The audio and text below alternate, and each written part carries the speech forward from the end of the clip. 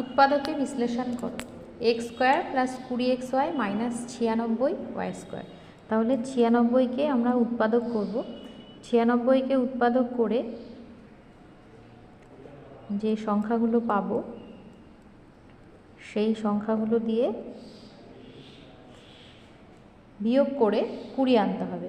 যদি আমরা এরকম নিই 2 দুগুণ 4, 4 দুগুণ 8, নেক্সটে 24, 24 বিয়োগ 4 নিই, তাহলে দেখো 4 24 96 হচ্ছে এবং 24 বিয়োগ 4 20 হচ্ছে। তাহলে লিখছি এক্স স্কোয়ার প্লাস 24 বিয়োগ 4 into X Y minus 96y square. X square plus 24 X Y minus plus মাইনাসে minus 4xy minus 96y square.